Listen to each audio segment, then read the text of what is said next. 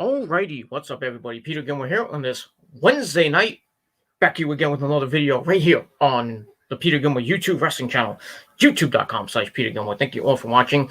Make sure you like this video, hit that subscribe button down below, and subscribe to my other channels, which are down below in the description box. And as always, friend me on Facebook, follow me on Twitter, share this video all over the internet. And don't forget to tap that bell and turn on all my notifications so YouTube can hopefully send out my videos to you. And if not, well, fuck them.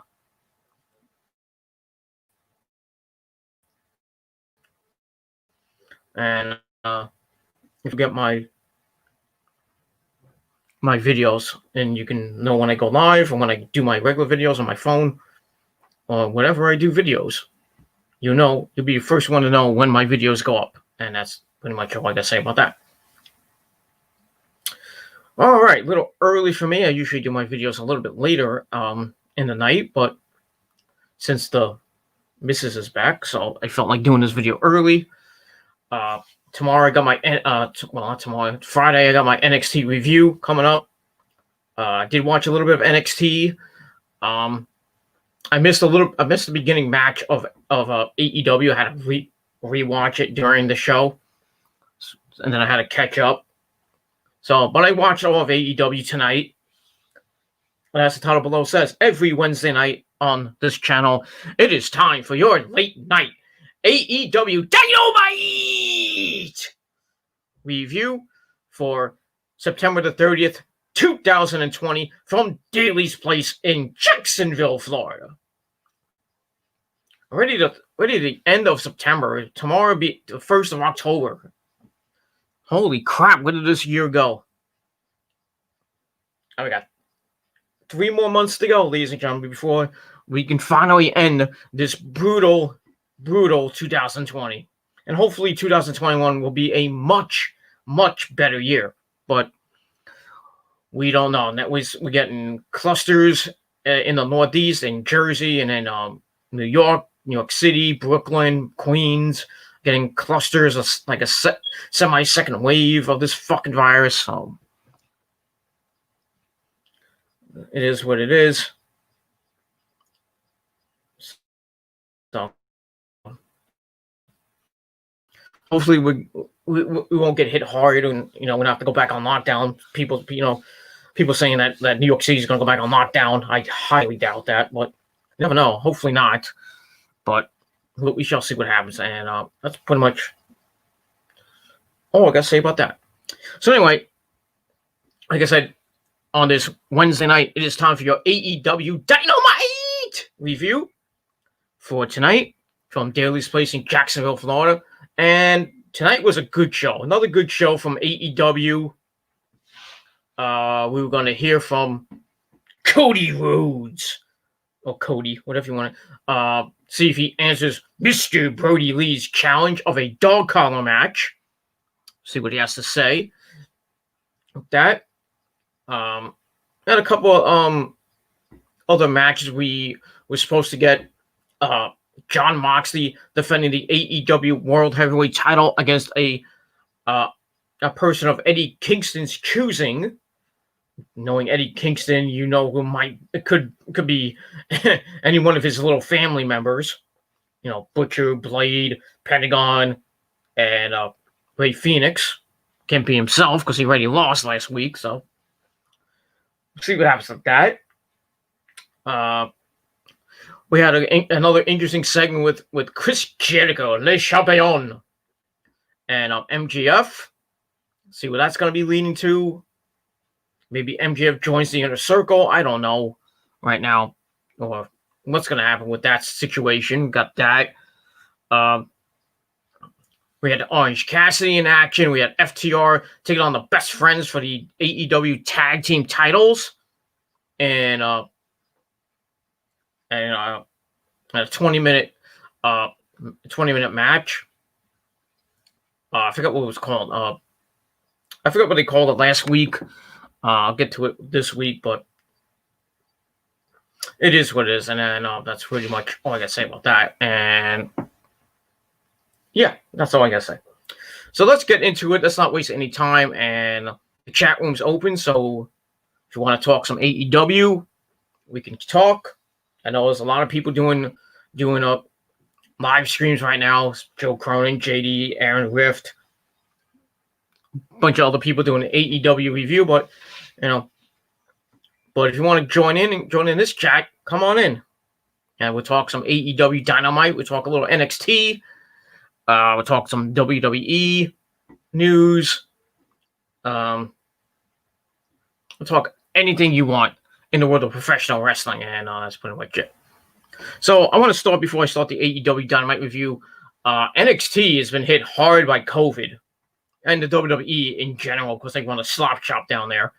A couple of members of Retribution, I think it was Mia Yim and Mercedes Martinez, got hit with COVID. That's why we didn't see Retribution last week. We saw the lights flicker and on this past Monday night, but they didn't show their faces, so I think they're gonna be out next week as well because they have to quarantine. Nikki Cross I think got it, or she's hurt. That's why she was out at Clash of the Champions. They had to put Asuka in. I mean, WWE's been hit hard lately, and just it's fucking sad. I mean, 75% of the NXT roster is quarantined right now. But the game, Triple H says that TakeOver will, most of the matches will not be changed. Like I said, I don't know who on that roster may have it or was quarantined. So I don't know if the card is going to change on Sunday. Triple H says it's not. It's going to go as planned. So I don't know. Hopefully Io's not down with it, but it is what it is. She's in my room. It is what it is. So yeah, I mean, WWE's running a slop shop down there. I mean, the testing is fucking horrible down there. I think Lance Archer was exposed to it. So that's why he didn't have that 6-man tag team match last week with himself and Brian Cage and Ricky Starks against Moxley, Will Hobbs, and Darby Allin. They scrapped that match. I don't know if they're going to ever do that match again, but we'll see. So they scrapped that match and had Moxley defend the belt against Eddie Kingston. So Lance Archer is going to be back on the 1-year anniversary show when he goes up against whoever the champion is by then. Might be Moxley, might be whoever. We'll see. So, yeah, COVID's still going around in the world of professional wrestling. That's that. New Japan has a new president. The president that was there, he stepped down, and the CEO of New Japan America, New Japan Pro Wrestling America, is now the president of New Japan. That's pretty nice. New directorship. I don't know where it's going to go, but maybe New Japan will have more shows in America next year. Maybe, and like I said, I thought the G1 was coming this year. They were thinking it was going to be in Dallas next year. Most of the G1 was going to be in America, but not in New York. Which sucks, but it was in Dallas, so we got that. So maybe next year most of the G1 will be in America. I hope it's in New York. I'd love to see the G1 in New York. Hopefully I have the funds by then, but I should. Hopefully not doesn't come in like when I go on vacation, so I might have to change my vacation around, to coincide. Go see the G1 and we'll hopefully come back when the G1 comes and have enough money to go. But I don't care where I sit in Madison Square Garden. So no, that's gonna be in Madison Square Garden. It's not gonna be in Brooklyn at the Barclays Center. I would love for it to be in the Barclays Center, but most likely it's gonna be in Madison Square Garden. It's gonna sell out. I would imagine it's gonna sell out as long as we, But knowing the fucking mayor and the governor of New York, we're not going to have large gatherings. So next year, we probably won't see the G1 or any wrestling event in New York City. So we might not get wrestling in New York City till 2022 at this point, which fucking sucks. Rosie just asked me when are we going to wrestling again. I'm like, God, I don't know. I want to go. I want to go back to WOW. I haven't seen WOW since March. And that no, it's not the was that? No, it was I think it was before. I think it was before Melina won the belt. I think she won it in January. It was supposed to defend it in April, but then she gave it up, and then they had a tournament, and then they had a tournament. Deanna Diaz is now the champion. See how her reign starts. I think it's gonna be a good reign.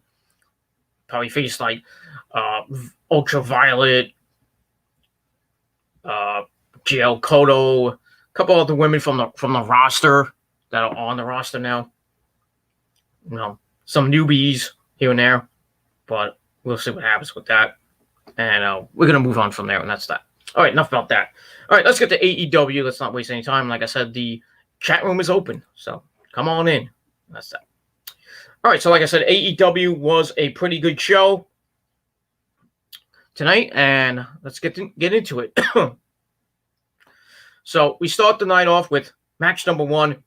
Well, we get a little bit of a video about Ricky Starks and his whole thing with Darby Allin, which we saw a couple weeks ago, and then 2 weeks ago we saw Ricky Starks and Will Hobbs and Moxley get beat up by Lance Archer. Well, actually, I mean, they were beating them up, and then Darby comes in and just gets beat up too. But and then they were supposed to make that 6-man tag team match last week, and now Lance Archer got the virus, or got exposed to the virus or something like that. So that's why he was out last week. He's out this week, so I think he might return next week, or I would think at the 1-year anniversary show, because he's got his title shot to worry about. So got that. So we get to match number one: Ricky Starks and Darby Allin.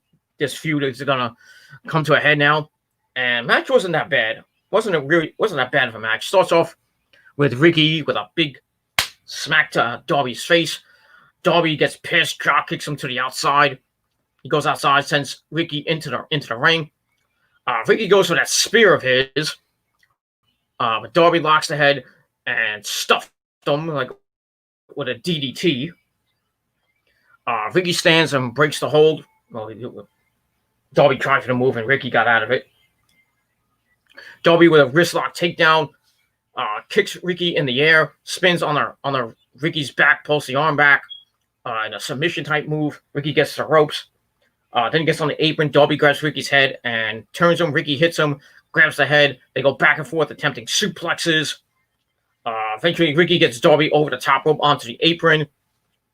And then Darby hits a wicked suplex to Ricky on the apron. Ow! That had to hurt. And that's that. Darby gets in the ring, hits the ropes, and he hits a suicide dive. Then he grabs the wrist of Ricky, drags him towards the ring. And then we see Ricky Starks' big buddy Brian Cage, the FTW champion, and Taz I think was on commentary because Tony Schiavone was not there, which sucked. So I had Taz on commentary. Brian Cage comes out, gets in the ring, goes up to Darby, but out comes Will Hobbs to attack, and they go back and forth, and then they go through the tunnel in the back, so they cancel each other out. And the match continues for some odd reason, because I guess there's no DQ. I don't know. Really, there's no DQ in AEW, I guess. So anyway, Darby heads over to Ricky. Ricky's ready for him. Locks the wrist, pulls Darby off the apron to the floor. Ow. Sends Darby back in the ring, drops an elbow. And there's some chops and some stomps. So he's beating the crap out of Darby. Grabs the leg, gets a half Boston Crab. Darby reaches the ropes to break it. Ricky with a float over cover for a near fall. Then he grabs both hands, pulls Darby up, and stomps the crap out of his chest. And he covers for another near fall.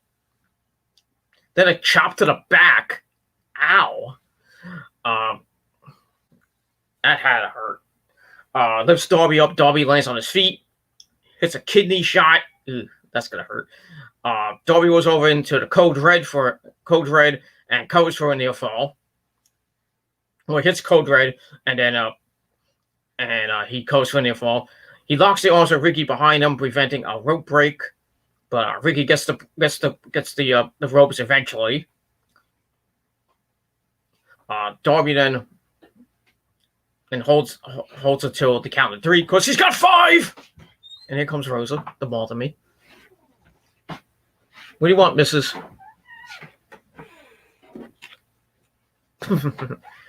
Anyway, Darby slaps Ricky. Ricky returns the slap. We stand and Darby hits a right. They go back and forth. And then Darby comes back beating the living crap out of Ricky. I mean, he was pissed. Beating the crap out of him. He goes for a chop block. Ricky rolls through. Darby hops on his back. Hits a stunner, like a backward stunner, I think. Then he tries for a springboard, and Ricky hits a spear in the middle, in midair, almost like Batista-like, but goes for the cover, gets a very near fall. Gets Darby on the top rope, facing the crowd. Knocks off a backslide, not the Rochambeau. That's his finisher. Darby slides off the back, drops a right to the neck, and a kick to face and the arm. And then Darby goes up to stay still on the top rope, turns around, and hits the coffin drop. 1, 2, 3. Darby Allin picks up the win, gets a measure of revenge on Ricky Starks. Pretty good opener. I gave it 3 out of 5 stars. And that was it. So Darby Allin gets his revenge on Ricky Starks for the last couple weeks.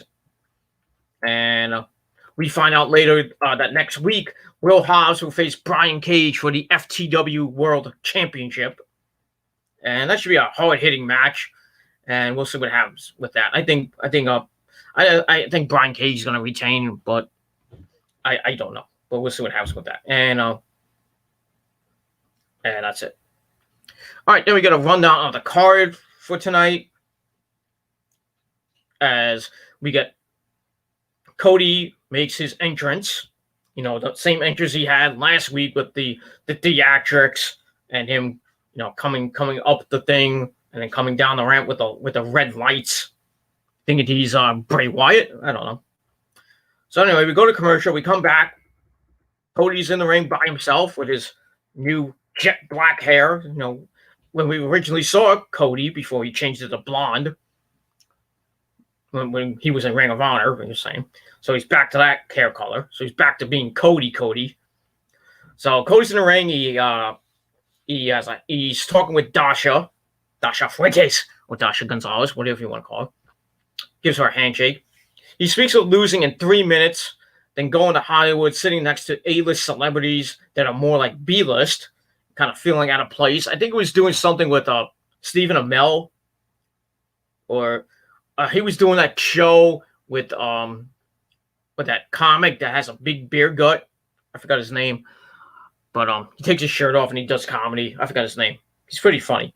Anyway, so kind of felt out of place there. Says AEW is over a year old, just about to be a year old, and as much as he liked to line himself up with the champs of AEW, he can't do that.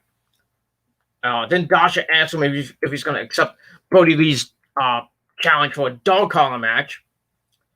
Cody says the optics of a match that unsafe, that bloody, that violent.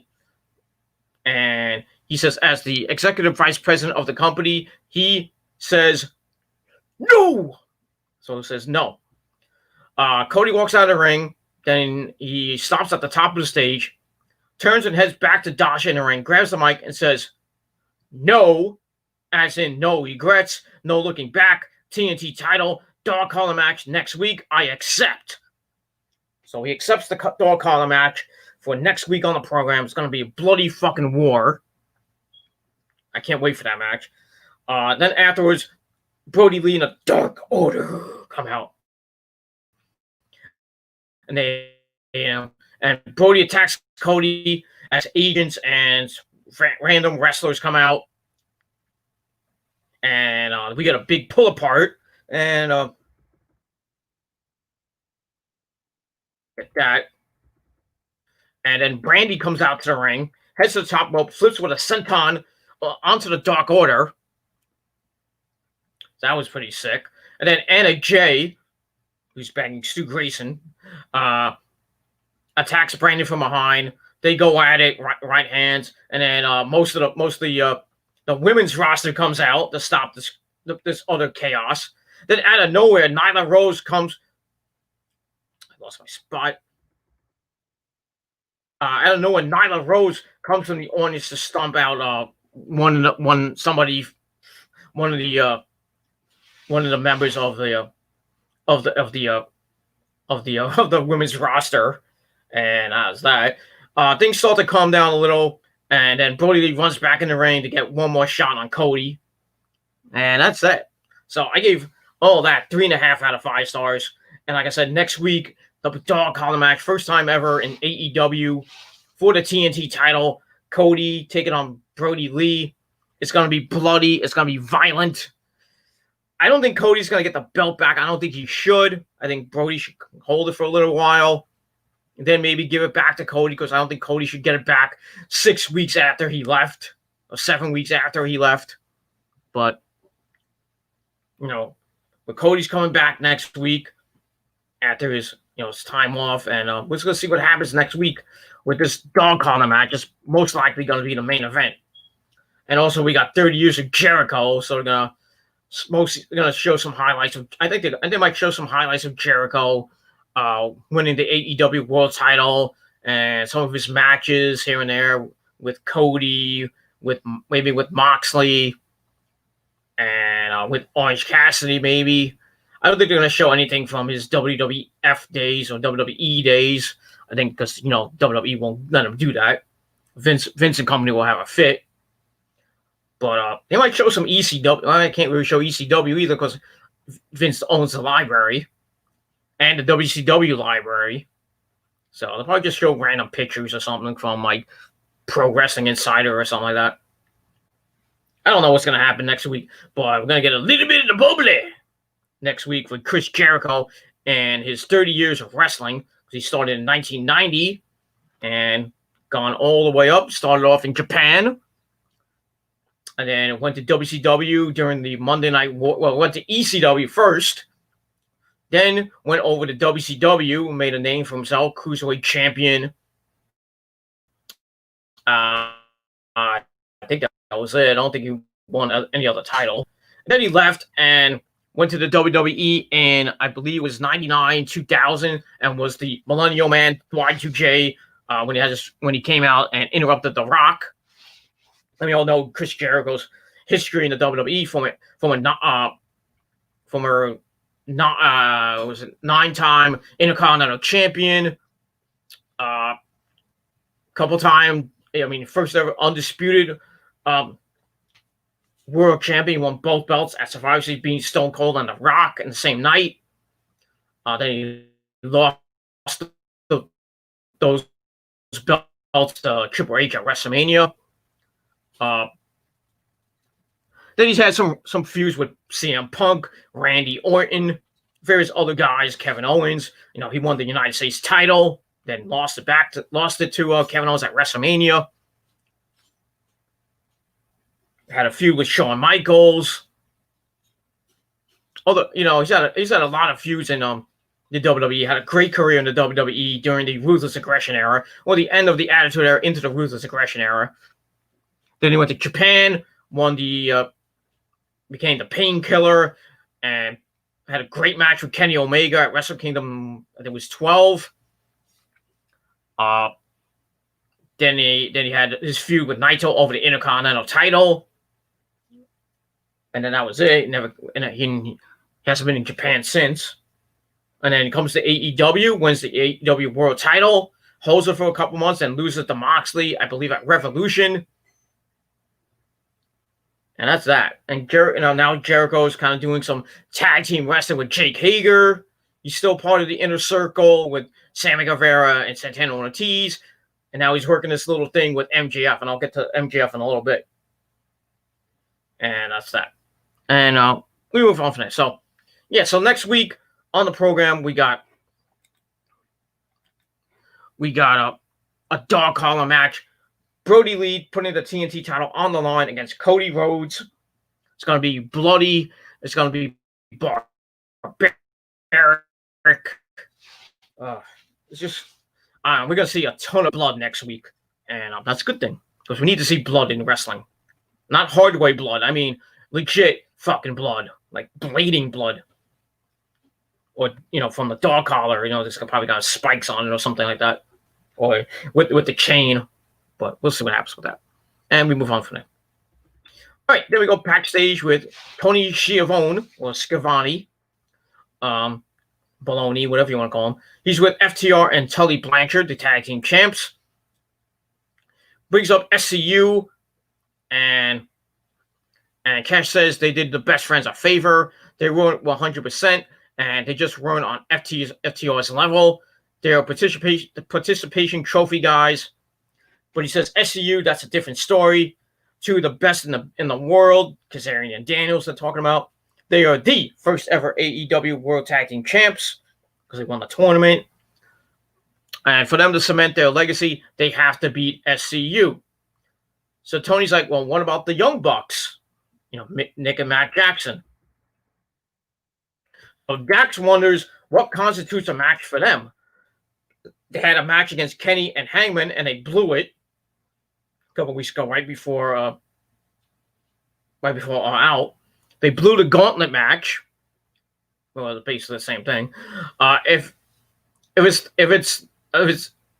the Meltzer Love and the Stars, then maybe that. But other than that, they don't deserve a shot. And then Tony brings up Full Gear, which is on November the 7th, coming up next month, and he wonders. And then out comes Matt Jackson. He super kicks Tony Schiavone right in the mouth, shutting him up. Then wonders if he did I interrupt anything here?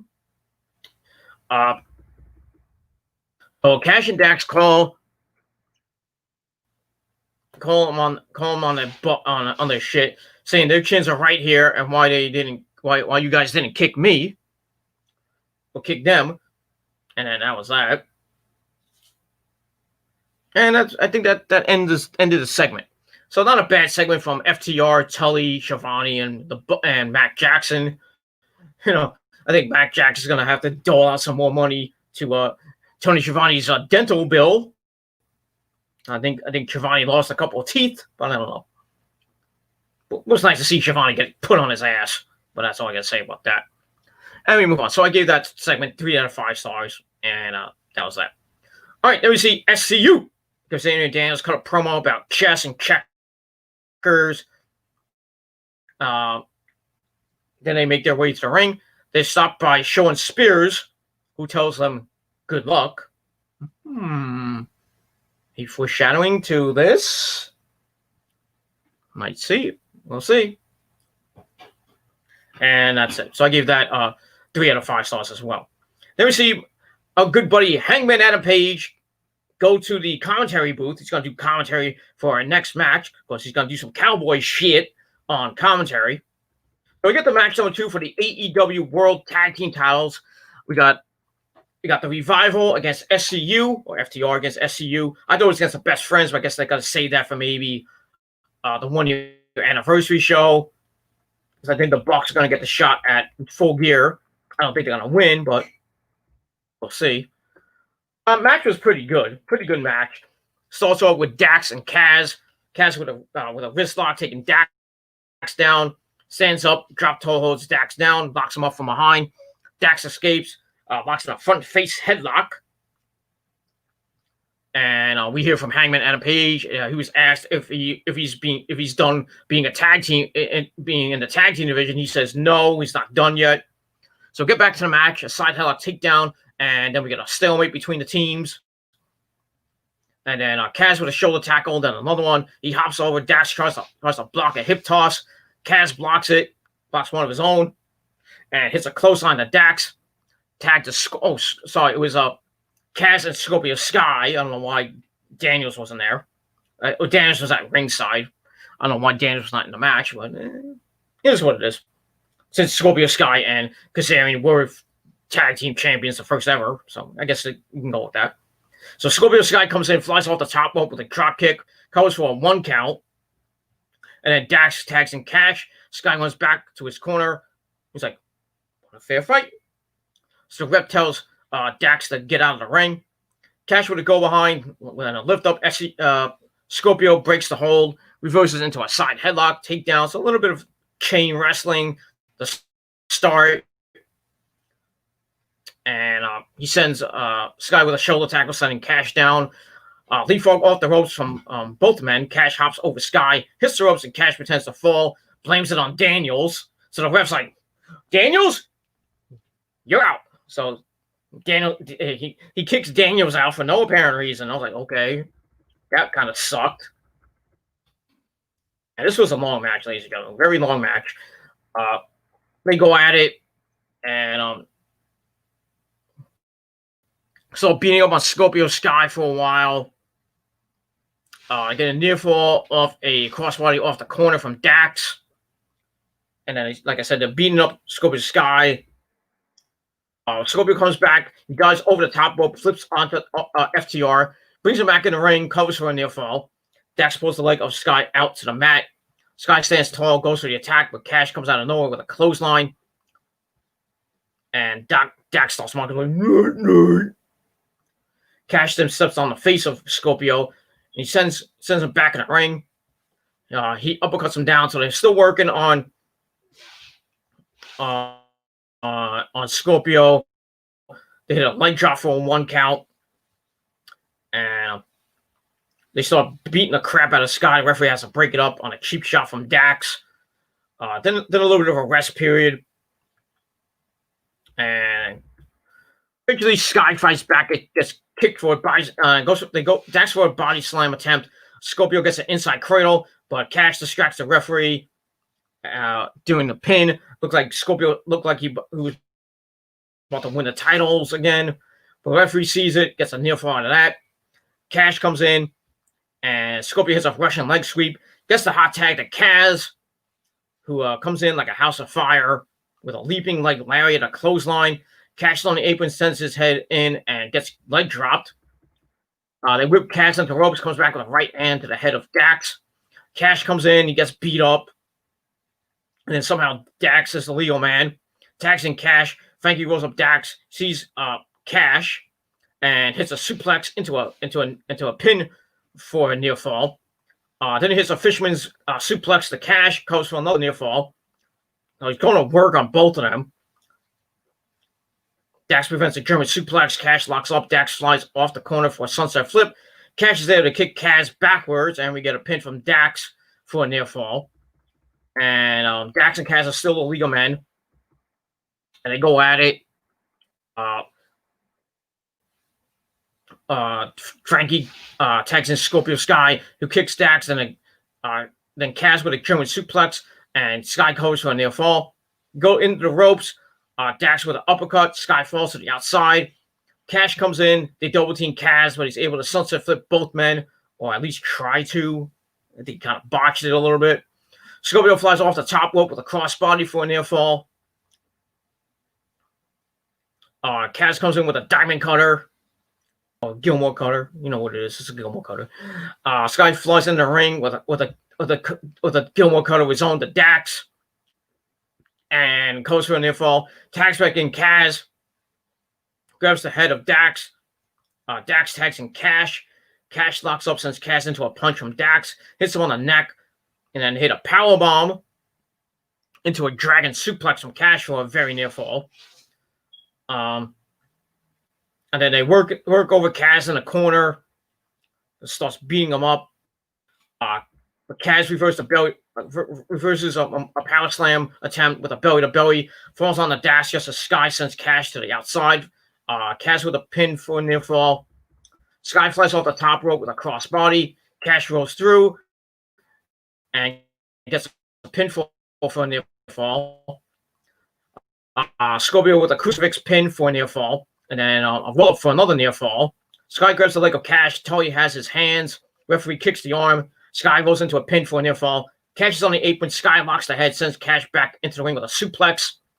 Sky goes Cash onto the apron, lifts him, and goes for another suplex. But Tully trips up Sky, and Cash covers. Tully holds the leg down without the referee seeing it. 1, 2, 3. So FTR get the win and retain the tag team titles. So SCU got screwed. And that was pretty much it. So FTR gets the win. They retain the titles. Pretty decent match. I gave 3.25 out of 5 stars. And FTR remains the champs. And I think their next match will be against the Best Friends. Either probably at the 1-year anniversary show. But we'll see what happens with that. And that's pretty much all I gotta say about that. All right, then we hear about another fucking tournament coming soon. I don't know what kind of tournament it is. Maybe a number 1 contenders tournament to either the world title or the TNT title. We find out Kenny Omega's in it. And Paige's on commentary and he hears Kenny's in the tournament. He spits out his whiskey and he leaves. He leaves kind of sad little panda, sad little cowboy, whatever you want. So maybe Adam Page will be in it. Maybe we'll get that as a match in the finals. Maybe, I don't know, depending if who's in this tournament. But that. So I give that 2.5 out of 5 stars, and that's that. All right, now we get to match number 3. Isaiah Cassidy taking on Chris Jericho. This stemmed from a couple weeks ago when Jericho and Hager somebody attacked Matt Hardy, hitting him in the leg, and then they had the match, and then Jericho beat up Isaiah Cassidy, hitting him with a bat, and then putting him in the walls of Jericho. So this match comes to a head, and the match wasn't that bad. So it's also with Jericho just pie-facing Cassidy a few times, poking him in the corner. Jericho turns, he grins a little bit, smiling wickedly. Cassidy attacks him behind with some right hands, hits him with a bunch of punches, starts to work on him. He shoots the legs, mounts with punches to the forehead. He's beating down Jericho for a while. Cassidy slides under, hops up with a head scissors, then an arm drag, and then a drop toe hold. Then he hits an Oklahoma roll into a cradle for a near fall. It's pretty nice flurry there from Isaiah Cassidy. Then he's like, "This close, Jericho." But Jericho comes back with a hard right hand, sends Cassidy into the corner. Starts beating him up. Cassidy grabs him, catapults Jericho to the outside. Then he tries for a baseball slide, but Jericho moves and shoves him into the barricade. Jericho runs, gets sent over the barricade into the crowd. Runs into Luther of Chaos, Chaotic, whatever it was. Is it Chaotic Inc.? I think it's called, or Chaotic Brothers or something like that. Stealing from the XWF. I'm part of Chaos Inc. So they stole that from the XWF. Another thing they stole. We should fucking sue them. Just saying. And I think Jericho and Hager are going to be taking on Chaos Inc. next week. Or Chaotic Inc. or whatever it's called. Next week on the program. So we'll see that. So he runs into Luther. Jericho shoves Luther. So Luther's like, "Fuck you." Drops him on his ass. And then we see Sammy. I almost said Sammy Hagar. It's like I had it written Sammy Hagar. Sammy Hagar! Yes. Sammy and Jake Hager come over to help Jericho. Cassidy flies over the top with a spinning crossbody onto everybody. That was pretty cool. Rolls Jericho into the ring. Then he goes up top, hits the Swanton Bomb a la Jeff Hardy. Goes for the pin and gets a 2 count out of that as Jericho kicks out. Jericho comes back with a right hand and a chop to the chest. He goes just beating the crap out of Isaiah Cassidy. Hits the ropes. Jericho launches him up, pushes him down hard with almost like a flapjack. Then we see Hager yell at Isaiah Cassidy, and then Jericho grabs his arm, goes for a back suplex. He hits it, and Cassidy fell really hard. I think he landed on the back of his neck.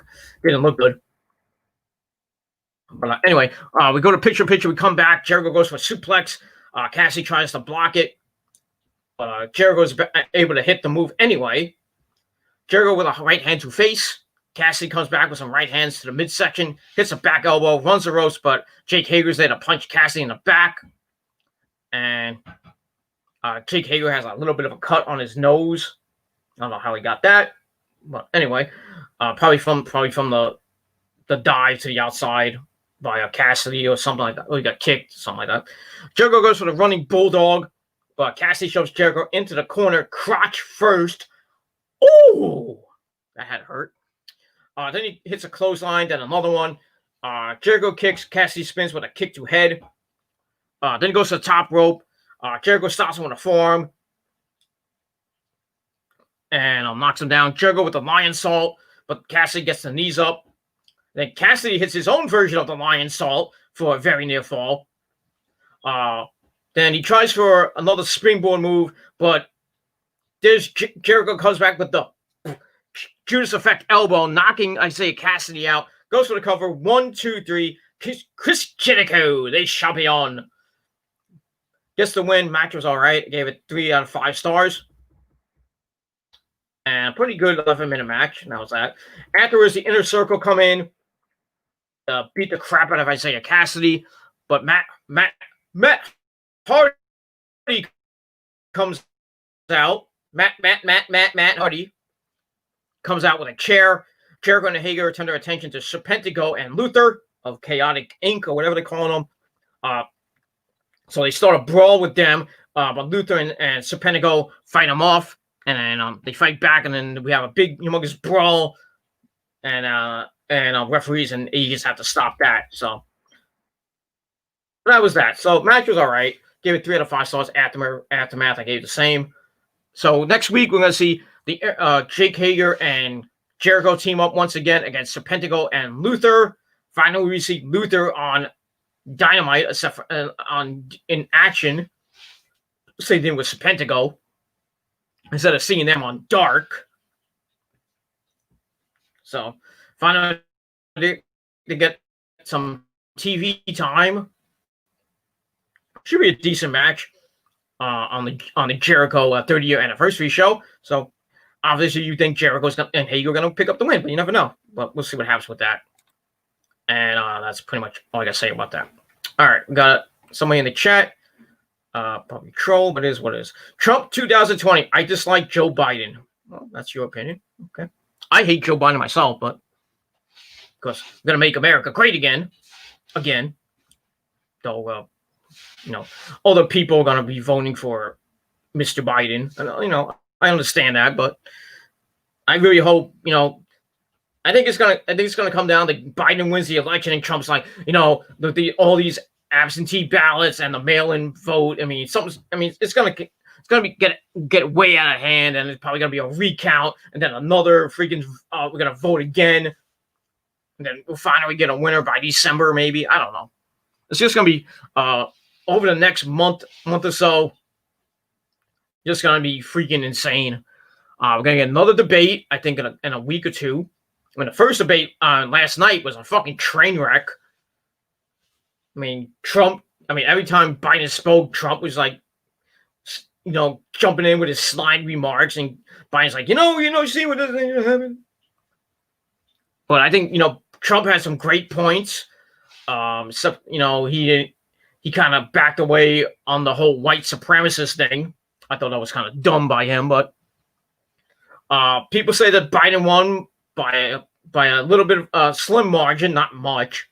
I mean, when we saw in 2016 when Hillary just destroyed Trump in the first debate, and then Trump just came back in the second and the third debate, just white, with the whole emailing thing and scandal with Hillary, and then everybody's like, oh, fuck Hillary, and vote for Trump. So, but Sleepy Joe, he kind of avoided some questions, and Trump kind of goaded him after that. But it felt like I was watching a wrestling promo going back and forth, And Chris Wallace, God bless his mighty, God bless him, trying to restore order. He couldn't even do that. Wrestlers are coming out, saying, I think it was Jericho said Eric Bischoff should have been a moderator. And then another person said Mean Gene Okerlund should have been the moderator. That would have been hilarious. But yeah, so the debate was it was just basically a train wreck. I saw most of it at during my break at work. It was just a train wreck, and I personally thought I thought Trump won by a little bit, but these experts are saying that Biden won by just a slim margin. Got a few points, like I think it was like 49%, 50%, something like that, and Trump got like 46%. I forgot what the actual number was, but yeah.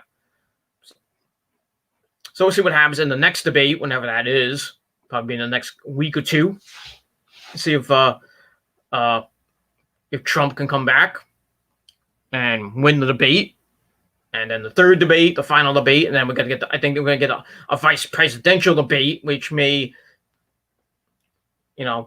tell who America is gonna vote for. I think it's gonna be. I think the presidential debate is gonna be a good one between Mike Pence and Kamala Harris. I think Pence will bring up some stuff, saying that Kamala Harris is a racist and she hated Biden, so why is she siding with Biden now? It's gonna be great. I think the second debate with Trump and Biden is gonna be the second and third debate is probably gonna be good, but we got a little over a month to go before the election, and we'll see. We'll see what happens. Is Trump gonna get reelected and hopefully bring the country back to get and make the country better again, or we're going to turn into a socialist country, and with Biden and Kamala Harris, the first ever woman vice president to be in office. We'll see what happens with that. We'll see. I think the election's still going to be a train wreck. It is. It just is. I know. I'm probably gonna get the day off, so I'm gonna go to the polls with the missus and make my vote count. And I'm already telling you right now, I'm voting for Trump. That's that. Jax 121 says, "Hey, shout out." Yeah, I said your name. That's your shout out. You happy now? Is that Robin Williams in your? Yeah, this is Robin Williams. God bless Robin Williams. Probably a great actor, some great movies. Probably one of my favorite 80s shows, Mork and Mindy. Probably one of my favorite movies. That he was in a lot of movies. I don't remember the names of them, but Good Will Hunting. I think was Robin Williams in Good Will Hunting. I don't remember, but Rosie got me some nice shoes. So here's your unboxing for my new shoe, my new work boots. Look at that! Look at this shit! Look at this. Nice winter type boots. Smells like new shoes. Good stuff from I think got it from Walmart. But I digress. That's that. All right. So Jax 121 is your shout out, and that's that. Chat room's still open, so if you want to talk some AEW tonight, let's get into it, and that's that. All right, so Jericho beats Isaiah Cassidy with the Judas Effect elbow. Match I gave 3 out of 5 stars, and then they start attacking Isaiah Cassidy after the bell. Matt Hardy comes in with a chair, and then Jericho and Hager turn their attention to Chaotic Inc. or Serpentico and Luther. They start beating them up, and then they brawl, and then that's it. So we're going to see that match next week on AEW Dynamite next week. Should be a good match, along with the other matches that are going to be on the show with Will Hobbs and Brian Cage. And I think that was it. I didn't see any other matches over for next week, but we'll see what happens with that. And then we move on from that. All right, then we get to a segment with our good buddy Kip Sabian. And I don't know if don't know if I think it was alone because I don't think Penelope Ford was there. He's talking with Mito smashed on that pussy. Yeah, gotta say that. So they're talking about the bachelor party. Whenever this bachelor party is gonna be, I mean, I hope I'm invited. But I digress. Miro tries a party plan while Kip throws an axe. I guess they're outside or something because it wouldn't be inside. So Miro gets up. He gets a pretty decent throw in. Not bad. Kip tells Miro it's going to be an amazing bachelor party. Then he played an arcade game. I have no idea which one it was. Probably some old school game. I like Centipede or Dig Dug or maybe Donkey Kong. So anyway, they play, and in comes some dude in a white suit and an American flag tying a handkerchief. Says you can help Miro out. It's actually Billy Mitchell, who's most famous for having the highest score on Donkey Kong. You want to look him up on YouTube. And that's pretty much it. That's it. So it's like kind of a weird segment. I gave it 2.25 out of 5 stars. So yeah, so Miro is still planning the bachelor party. We don't know when it's going to be. Maybe at the 1 year anniversary show. I don't know. It's going to be pretty good. But in wrestling, what happens with bachelor parties and with weddings, they all end badly. And that's all I'm going to say about that. And we move on from there. And Miro's been in he was involved in a wedding type segment in a celebration with Lana, and then with Bobby. What was it? No, it was with Bobby Lashley, and then Miro came out of the cake, and then him and Liv Morgan proceeded to beat them up, and then Lana got a face full and body full of cake. That's that, and we move on from there. All right, there we go. Backstage with Dasha. She talks to the best friends, Chucky T and Trent. She asks them where they are at mentally, but FTR comes up, says their spot is in the middle of the card. It's a mid-carders. They're a comedic backyard wrestlers. They can be the comedic relief everyone needs. They say they're above them, and that's okay. Then the best friends they make them flinch. And then Orange Cassidy gets on the mic, says, and calls them weenies. That's that. So that was kind of a funny segment. And we move on from there. So I give that 2.5 out of 5 stars. So just more setup for the Best Friends FTR match coming up, I believe, in 2 weeks. Or next week, or who knows when it's going to be. That's that. All right, then we get to match number 4. Orange Cassidy taking on number 10. No, not. Not him. Not Sean Spears. Not Ty Dillinger. Number 10 from the Dark Order. Match was all right. It wasn't great. What's what it was. Starts over with Cassidy putting on the elbow pad, so he's about to get serious. 10 removes Cassidy's glasses for him, puts him on John Silver, who's on the apron. Fuck John Silver, man. Silver mocks Orange Cassidy. Orange is like, then 10 attacks from behind, sends Orange in the ropes. Orange ducks on the clothesline. 10 catches him, hits the end of days for a 1 count. Somebody's been watching Baron Corbin tapes. Orange wings, goes blue and gets sent in the corner.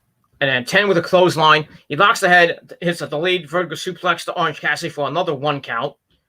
Then inside cradle for a near fall. 10 lifts Orange, slams him down, and puts Orange on the apron. Then a huge kick sends Orange Cassidy to the mat outside.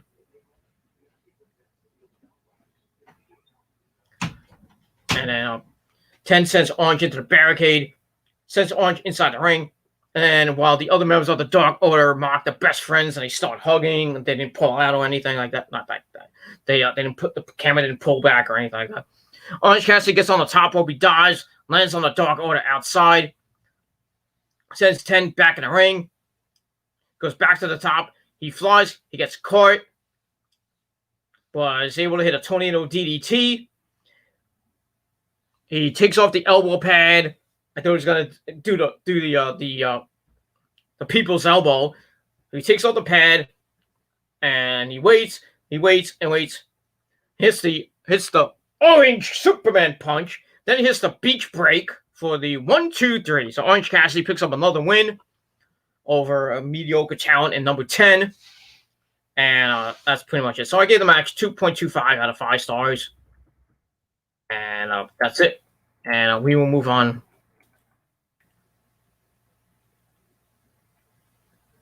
We will move on from there. And that's that.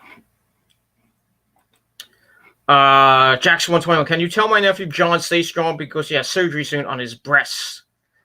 John stay strong? I don't know. Okay, whatever. That's that. All right, then we got a troll with my name from the XWF. I'm Thunder Knuckles #1 fan. Okay, you're in timeout.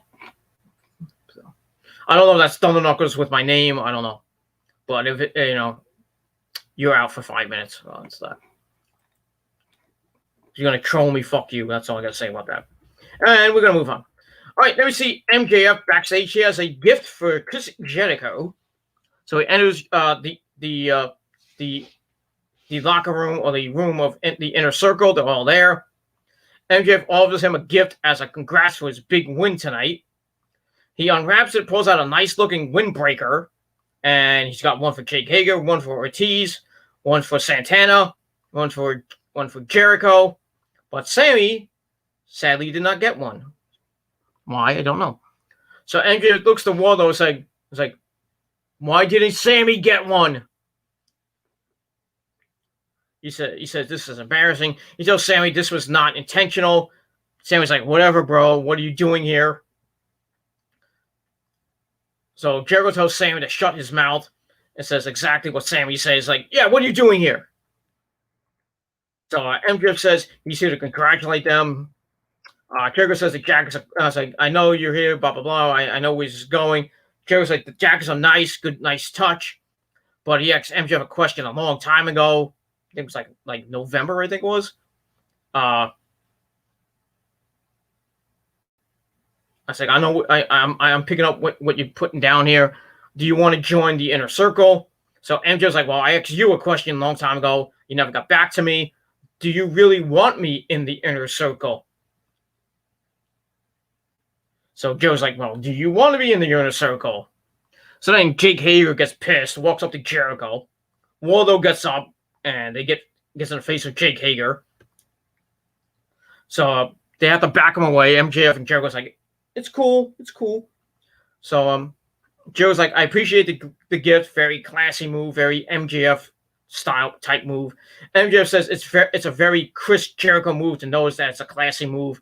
So MJF tells them to enjoy the jacket. And then MJF leaves with Wardlow. Sammy's like, what a loser. And then Joe's like, perhaps he's not a loser. And that's it. So the ever-growing what's going to happen with MJF and Jericho saga continues on. I don't know. I really don't know what's going to happen with Jericho and MJF. Maybe MJF does join the inner circle with Wardlow, making them a 6-man stable. Like they need any more people, but unless they're gonna kick out somebody. But I don't know. I really don't know what's gonna happen with that. And we're gonna move on from there. And just to pick my nose, I don't care. So that's that. We'll see what happens with that. So I gave that segment 3.5 out of 5 stars. It's pretty good, pretty funny at times, and that's that. And we're gonna move on from there. All right, then we get to match number 5. We got Red Velvet, who's been prominently on Dark, losing a lot. She lost to Ty Conti last night on Dark, still winless in her AEW career. she takes on the returning Dr. Britt Baker, DMD, baby. Match was all right. Nothing to write home about. We had a Rebel at Reba, Rebel, whatever you call it, at ringside. Match was all right. Nothing to write home about. A Brit with a lot of moves. She underhooked the arms, pulls for a near fall. Taz called, who was on commentary, called it a barbed wire hold. I don't know how that's a barbed wire hold, but anyway. So Brit's working on the wrist and starts beating her up. Red escapes and goes with an arm drag, but Brit reverses, gets the wrist lock from behind. Just starts beating up Red Velvet for a while. Red Velvet comes back with a leg lariat, then a wheelbarrow, a bulldog for a near fall. Britt comes back with a big right to the face, then Hemlock into a clothesline. So she's beating the crap out of Red Velvet and just beating her up. She hits Sling Blade in the middle of the ring to Red. Red escapes a move, rolls up Britt for a very near fall. And then Britt with a big super kick to the face. She locks the head, hooks the legs, hits the swinging fisherman's neck breaker, or the roll the dice, whatever you want to call it.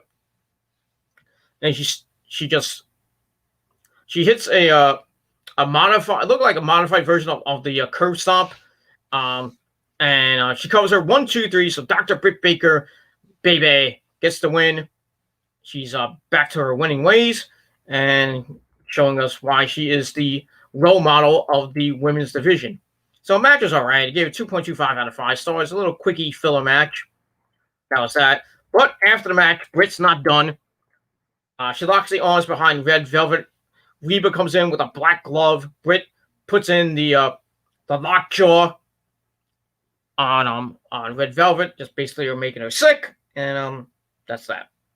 So that's it. So Britt Baker's back back in the women's division, and we'll see what happens with her as the weeks and months go on. And that's pretty much all I gotta say about that. And we will move on. Then we find out that next week, like I said, Brian Cage will go one-on-one with Will Hobbs for the FTW title. Should be a hard-hitting match. And that's that. Also, next week, we got the dog collar match between Brody Lee and Cody for the TNT title. That's going to be bloody and barbaric. And that's that. Also, Lance Archer will get his title match on October the 14th, the 1-year anniversary show, against Moxley or whoever is the champion by then. And that's pretty much all I got to say about that. And we move on. All right, then we see Eddie Kingston with Pentagon Zero and Ray Phoenix. He comes out with one of the referees, and obviously missing is the Butcher and the Blade. So he comes out. We go to commercial. We come back. Eddie Kingston's in the ring with Pentagon and Ray Phoenix and the referee. So he wants to break it down for the simple-minded idiots in the YWC, because there are a lot of simple-minded idiots in the YWC. It is true. He says he wrestled the world's champion John Maxley. He says Moxley put him in the bulldog choke, and guess what? He did not do. He did not tap. He says, "Here's the thing: your world champion, big bad John Moxley, was so angry, so pissed off. He hit up Tony Khan and decided that he'll fight anyone. Open contract." And Eddie Kingston gets to pick his opponent, but it won't be him because he's a little bit banged up last week. They did a pretty good job beating each other up last week, and he's not feeling up to fighting. But before he discloses who will kick Mox's ass, he's got to talk to an old friend of his. So Eddie talks to the referee, says he never tapped out. The referee, and he said the ref never heard him say he quit. So what gave him the balls to ring the bell? So this puny referee says Eddie was unresponsive. Eddie's been texting and calling him all week. He tells him they go way back, about 18 years or something like that. That's their personal life. But in the ring, this is their professional life. And it's his job to protect Eddie from himself. So Eddie's like, okay. Then he's like, also Pentagon and Ray Phoenix to attack. They circle the ref. and then we see Eddie wrapping, I think was a chain or something around his knuckles. Then we hear the music of John Maxley, the AEW champion, comes out with the AEW World Title and a barbed wire bat. I'm kind of taking a page from my little book, huh? Then John, taking a page out of my book. You son of a bitch. But anyway, Eddie's all smiles. John rolls the ring, Pentagon, and they all roll out. Eddie asks for the mic to be cut. Says, cut the world champion's music. He's like, thanks, blah, blah, blah. He's like, look at big, bad, tough guy Moxley. And then from behind, we see the Butcher get in the ring. He's like ready to kick Moxley's ass. So Eddie was like saying stuff. It's like, you're not gonna fight me. You're not gonna fight Pentagon. You're not gonna fight Ray Phoenix. But you're gonna face the Butcher, and he's ready to kick your ass. So the bell ring, and he tells the referee to ring the bell. So the bell rings. John turns right around into a clothesline from the Butcher. So then we get to the main event: the Butcher versus John Moxley. I guess it was non-title. We didn't say it was for the title, but anyway, match was all right. Butcher was beating the living Jesus out of Moxley for the beginning of the match. Eddie's talking some smack. He was working on the leg of Moxley for most of the match. He locked in a single leg crab. Well, eventually Moxley comes back, kicks the chest of Butcher. Butcher comes back with a right hand and goes for a body slam. Moxley drops to his feet, and then he hits a couple kicks. Then a neck breaker for a near fall. Then he hangs on the wrist and hits an arm breaker to the Butcher. Okay. Butcher stands and with a stomp to John, and they go back and forth. Butcher grabs the legs and gets a single leg crab, and he sits down on it hard, and Moxley tries to get to the ropes. He eventually does. Then he tries to lock in a stretch muffler and fails miserably. John escaped that easily. But Butcher is still working on the leg. Moxley turns into it and kicks the Butcher away. And then Butcher comes back with a clothesline. John leaves the ring for a little bit of a break. Eddie talks some smack. The Butcher comes out to slap John in the back. Goes to whip John into the barricade, but John the knee gave out. Butcher goes to run. Moxley sidesteps him and sends Butcher into the barricade. Ow. And we go back to the ring. They go back and forth in the center of the ring. Moxley tries to run, but his knee still gave out. Butcher hits the ropes and hits a diving crossbody to Moxley for a near fall. Then they butt heads in the middle of the ring. Moxley ducks under, gets in a waistlock, tries to hit a German, but Butcher counters with a pump handle into a Uranagi for a near fall. Then he hits a Hulk Hogan leg drop, brother, for a near fall. And we see Eddie Kingston push them, do something with the cameraman. Not like that, but it is what it is. Butcher goes to the second rope. Moxley flies upwards with an elbow to face. Then he goes up top to meet the Butcher and hits a superplex to the Butcher. The Butcher grabs the leg, he pulls back on it, and gets John into the center of the ring. John sends Butcher into the corner. He kicks, knocks up for a power driver for a 1 count. It looked like a 1 count, but he kicked out at 2. Moxley gets up, he's pissed. So he grabs the Butcher by the head, backs him into the corner, puts him on the top rope. Butcher shows Moxley off the top. Butcher dives off the second rope with a crossbody for a near fall. Then he stomps Moxley for a little bit. He goes for a clothesline. Moxley ducks under, hits a DDT, then locks in the Bulldog choke, and the Butcher has to tap out. So that's that. So Moxley wins the match, almost a 15-minute match to end the show. And then we see Eddie pissed off. He's just like throwing banging the guardrail, and Pentagon and Ray Phoenix trying to calm him down. And that basically ends the show as Moxley's holding up the AEW World Title. And that ends the show. So match was all right. Gave it 2.5 out of 5 stars. Wasn't a bad match, but still a pretty decent match to end the show overall. And that's pretty much all I got to say about that. So good show from AEW. Pretty solid show. So I gave it a solid 7.25 out of 10 stars.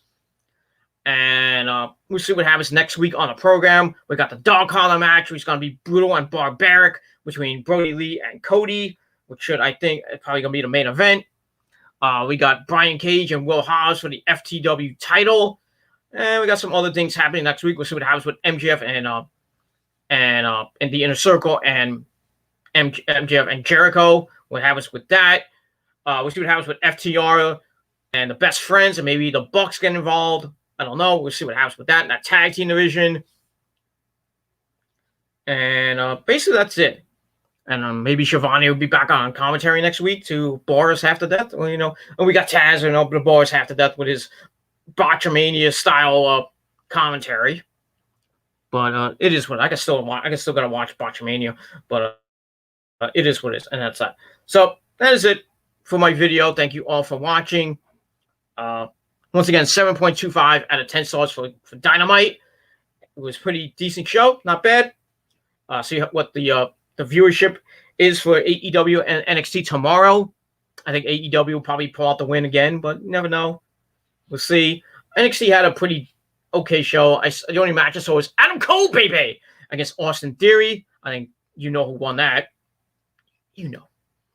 Adam Cole, baby. But that was that. As NXT had the go-home show before this Sunday's TakeOver 31 event. Should be a pretty good show, even though 3/4 of the roster is quarantined with COVID. So I don't know what's going to happen between now and Sunday. Like I said, on Friday I'll be doing my NXT review because tomorrow I got to work. So I won't be able. I may or may not be able to get the video up because I got things to do early in the day. I got some errands to run before I go to work. Got some laundry to do, so got to do that, and then I got to go to work till 11 o'clock. So I won't be home till about midnight. So I'm probably just gonna take Thursday off. Friday I'll come back and do my NXT review before I go out to lunch with the missus. I'm hoping to go. We're thinking of going to IHOP. Hopefully it's gonna rain, so I don't know if we can still sit outdoors in the rain, well, under the tent, of course. But we'll see what happens with that. We'll see what happens when we can do this weekend because I'm off after tomorrow. I'm off for 6. Well, hopefully off for 6 days, but I got to keep my schedule open just in case they need me. Get some more hours and money that you wish you had. But I'm off. I might be off Saturday. I don't know yet. Sunday, I may be off too. I could get to watch the Niners, hopefully. Play the Eagles, hopefully beat the Eagles up and piss off EDP 445 a little bit more. I still like him. I mean, he's cool and everything, but his team is gonna get their butts kicked, hopefully. But we'll see, because it's in San Francisco, so it gives the Niners an edge. So see if the Niners can go 3-1 on Sunday. Got the Jets tomorrow night against the Broncos. Could be Adam Gase's last game as Jet coach. I think even though the Broncos are starting a rookie quarterback, might give the Jets the edge. I don't know, but I still think the Jets are going to lose to the Broncos and go 0-4, basically killing their season. May kill their season, but we'll see what happens. I think the Giants play somebody on Sunday. I forget who they play. I think it's they play somebody, I think, at home or on the road. I forget who they play. I'm not going to go look at my book to find out. So I'll look it up after. But that's that. So we got the New York Football Giants in action. I believe they will be on Fox. I think at 1 o'clock. So they got a 1 o'clock game. I think like I said, the Jets will be on Thursday Night Football. That game will probably be on Channel 4 for us people in the Northeast, or if you have the NFL Network, which I do. I have both, so we'll see what happens with that. And it should be a pretty interesting day of football tomorrow night with the Jets and the Broncos. I think the Broncos are going to beat the crap out of the Jets, but we'll see. And then we got Friday night. We got SmackDown for the. We'll see what happens with their aftermath of Clash of Champions. We'll see what happens with Roman and Jimmy and Jey Uso. We'll see what happens with that. And what happens with Sasha and Bayley. Was announced that Sasha and Bayley will be the main event at Hell in a Cell, inside Hell in a Cell. So obviously, that was going to happen anyway. But it's not going to be officially announced on TV till maybe Friday night or maybe the week after. Probably Friday night, but we'll see what happens with that. So we'll see what happens with that situation. And then Saturday, sometimes Saturday, if I don't work, maybe I'll do it early if I don't go out with the missus.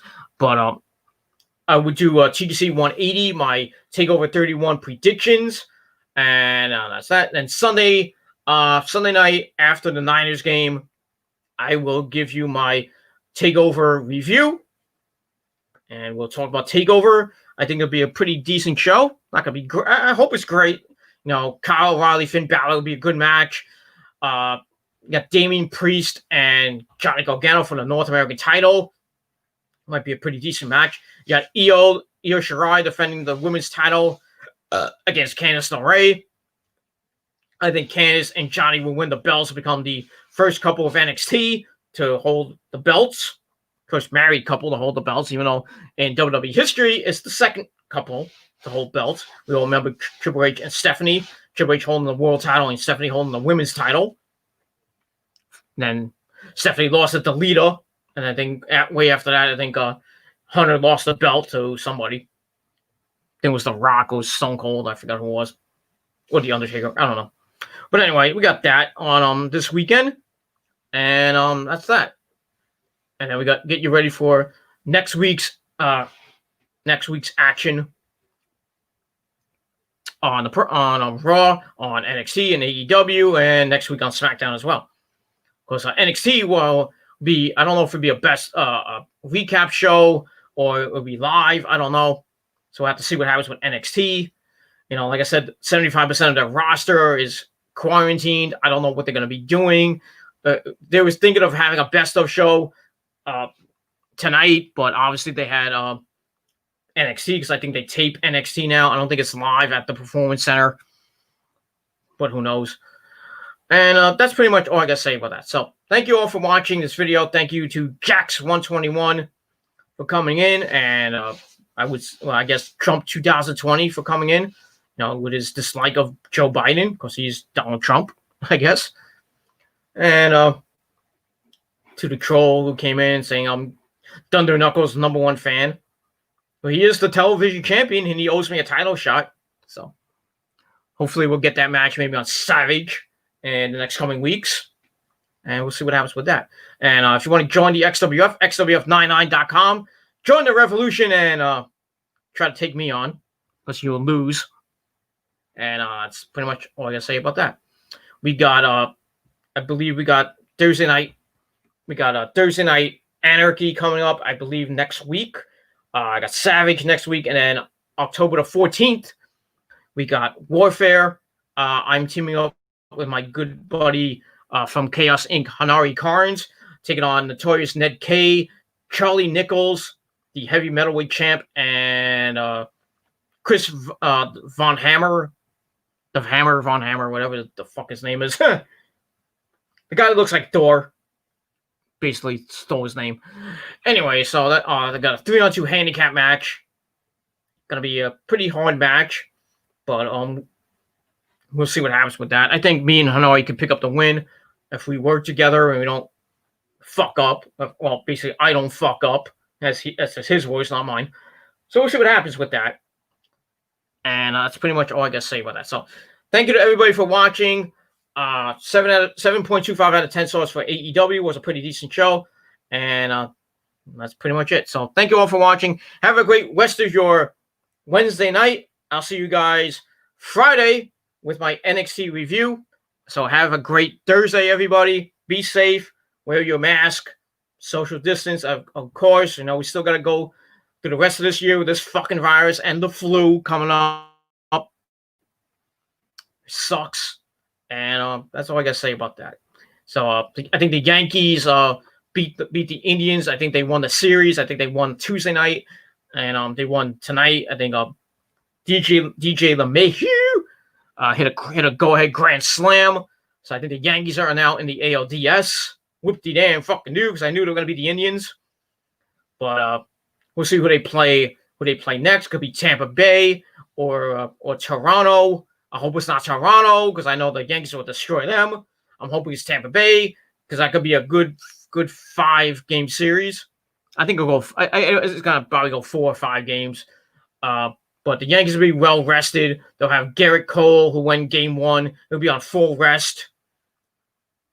So he'll pitch Game 1 against whoever the Tampa Bay or Toronto has in Game 1. But like I said, the wild card playoffs are in full effect most of this week. I think the AL and NLDS begin on October the 6th on FS1, I believe. Not that that's gonna. Most of the games are not gonna. Well, they had some of the wild card games on Channel 7 this week. So if you want to go watch that, but it's okay. I think the Yankee game was on Channel 7 last night or tonight too. I didn't really care to watch, so I don't give 2 shits about the Yankees. But it is what it is. So I really don't. They'll probably get to the ALCS and probably lose. Probably to the Astros. But if they do make the World Series, I probably face the Dodgers. Get a little bit of nostalgia from the Yankees, Brooklyn Dodgers saga in the 1950s, where the Yankees basically beat the crap out of the Brooklyn Dodgers, and the Brooklyn Dodgers only won that one World Series in the early to mid 50s. That was that. That's only the Brooklyn Dodgers' only World Championship, I believe. Because they were from Brooklyn, New York. So that's that. So we'll see what happens with that. And so baseball will probably be ending at the end of next month, at the end of October. So we'll have a definitive winner for baseball. Hockey's over. The key. The thing. All right, give me 1 second. Well, hold on a second. What key? In the little box. Oh, that key.